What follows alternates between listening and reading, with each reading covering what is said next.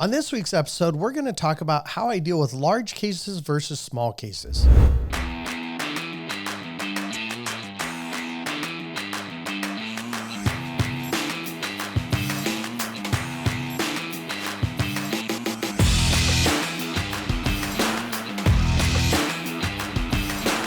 Hey everyone, welcome to this week's episode. I am Chad Owen, the Annuity Sales Coach. I know we're talking about something super exciting today. But we first got to address an issue. Oh my gosh. Have you heard of something called sunscreen? And I put it on, but I didn't. I don't think so. You put butter on your face. Yeah. That's what happened. Crisco oil, something like that. It feels like it. You like fried chicken, so that's probably what you did. You smothered yourself in lard, and then you went out in the sun and you got fried. You are what you eat. No. You eat lard? No. That's disgusting. Lard and fat. Yeah, I eat fat. But not like out of the can, like lard. In a spoon? It's like it's yogurt. A big old spoon of lard. Okay. So. No, I put sunscreen on, but it evidently wasn't enough to last 8 hours. It was. You know, the worst time, my wife went to Arizona to see her grandmother. Mm-hmm. And I was by myself, so I thought, you know what? It'd be good to go out fishing. So we lived in Las Vegas at the time. I went out to Lake Mead, no shirt on, literally from sun up to sundown. I had burns so bad, blisters everywhere. I actually probably should have went to the doctors or ER because it was, I guess, second-degree burn. Yeah. Oh, absolutely. Yeah. Anytime it starts a blister, but yeah, it was so bad. So bad. Yeah. And 3 days, man, I was in misery. So only hurt when I laid down, slept, sat down, whatever.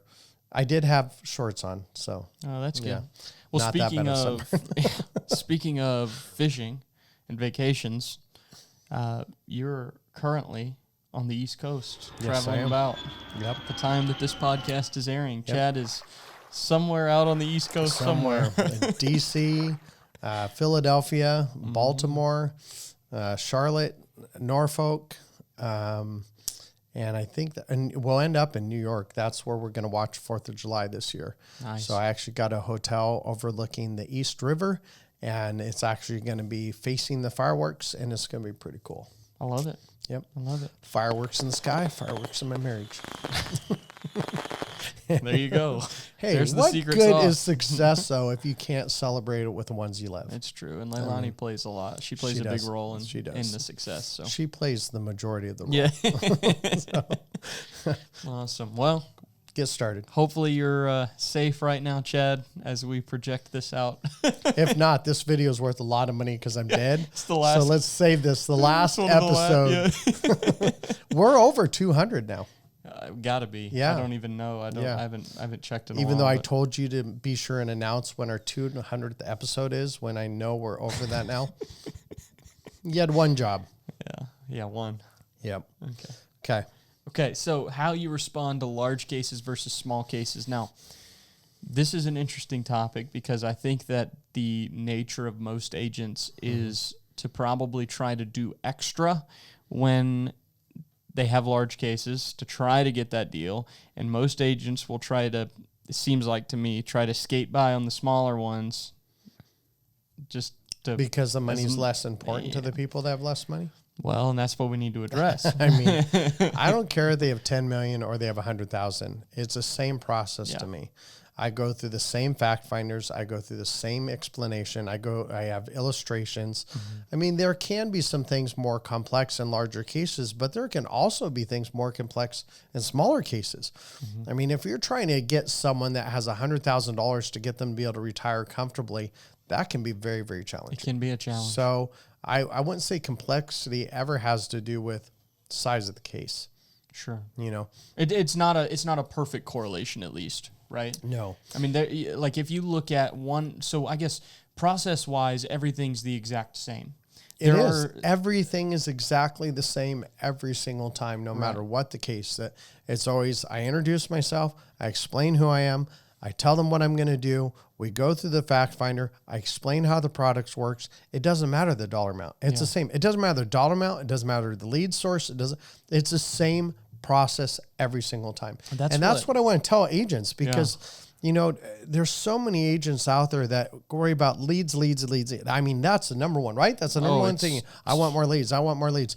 What if we could take the same number of leads and get you from writing 150 to 450,000 off of the same leads? I have agents that have never written annuities before that I'll talk to that have sold a lot of Medicare and life insurance and have a big book of business on in those two areas, and now want to, instead of having a good process by which they can cross-sell and actually go back and talk to some of their previous clients and prospects, they want to dump thousands of dollars into annuity-specific leads because the thought process that they've bought into is that the lead is what determines the success, and it's not. So I have conversations. How did I all write the time $5.7 million off of mortgage protection leads the last year I was in the 2008.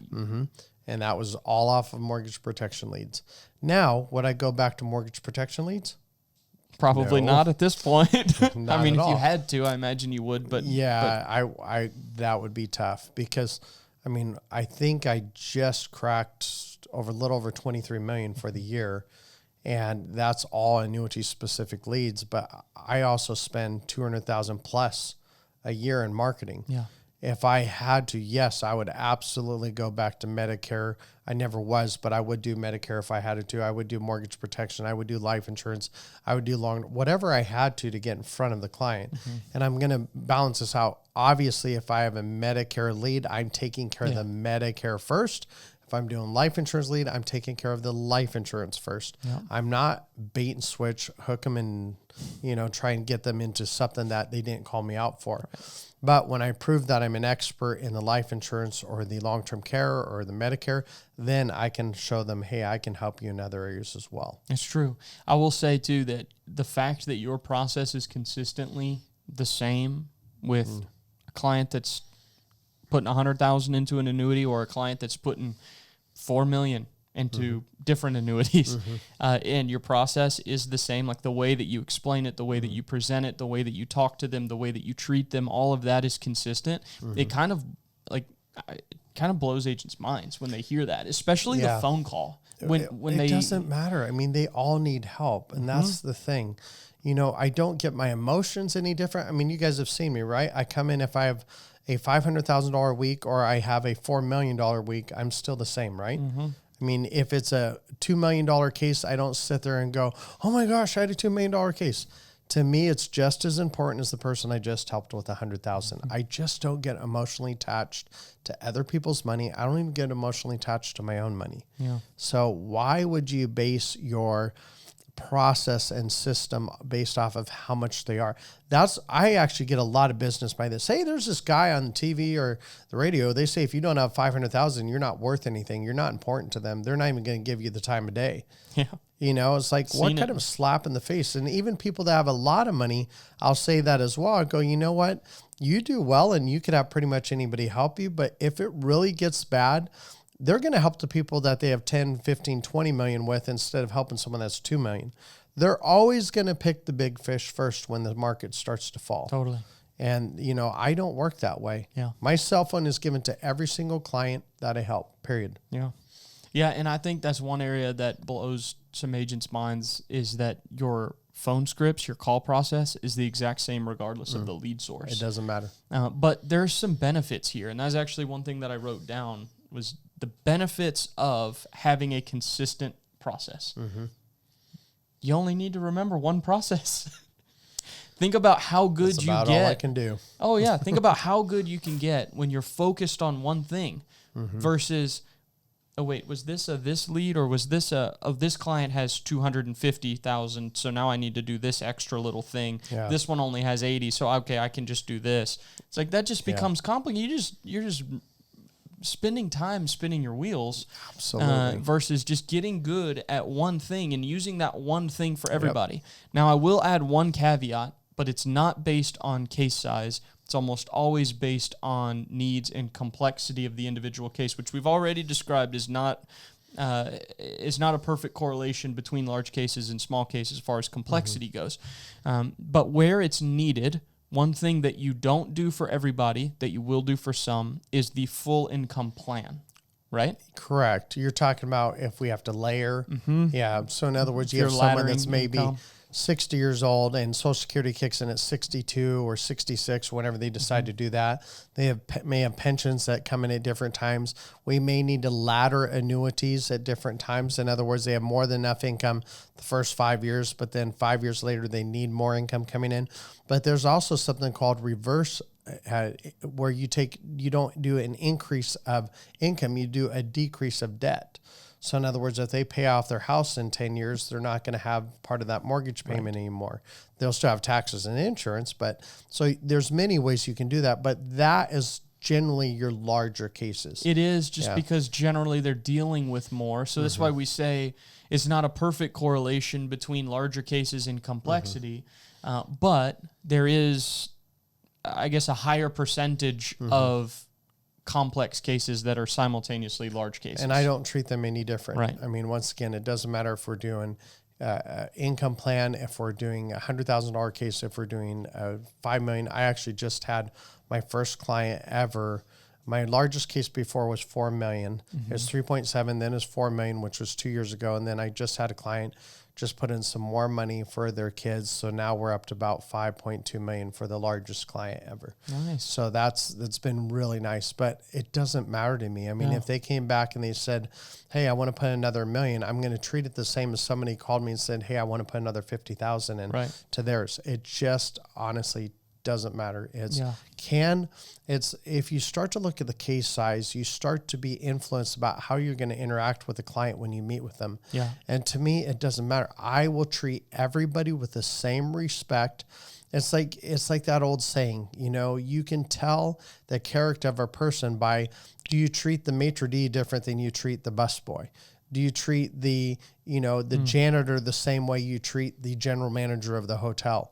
It doesn't matter to me what your position is. I'm going to treat you the same out of respect. Yeah. That's the same thing, whether the case size are big or small. It doesn't matter. To them, $100,000 is just as big of a deal as $10 million to another person. And maybe more. In some cases, it's a bigger deal. So that's why you just can't do that. You never let yourself be influenced by someone else's financial status. Yeah.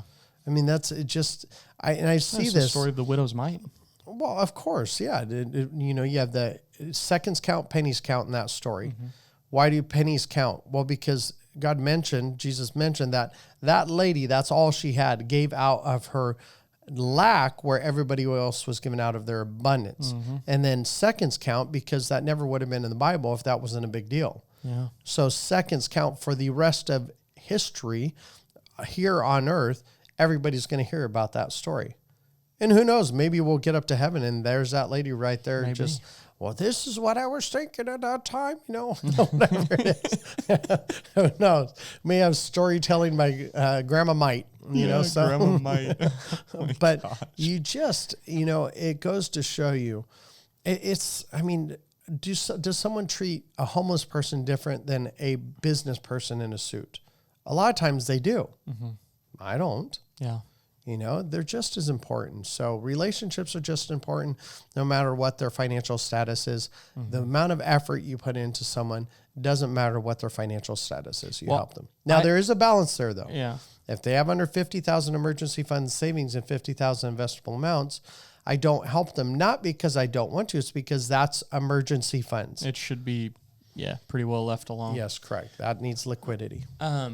I think, too, that there's probably a correlation between the way that you view an individual and the case size and the way that you, I guess, treat the deal. So what I mean by that is an agent or an advisor that gets pretty consumed by the case size rather than the fact that it's a human being that needs help probably is moved more by closing the deal than by helping them get into a better situation. Yeah. I mean, think about it. How did I treat you when I first met you? I mean, I was like, everybody else is kicking you in the curb. 5 minutes after we met, we were wrestling in the pool. Yeah, that's true. We actually had a bunch of guys in there, and I just started wrestling. I've been around youth ever since I've been an adult, and we just love mentoring and loving on youth. And when most guys, they just love to wrestle. That's like, hey, how you doing? Okay, wrestle. Boom. It's fun.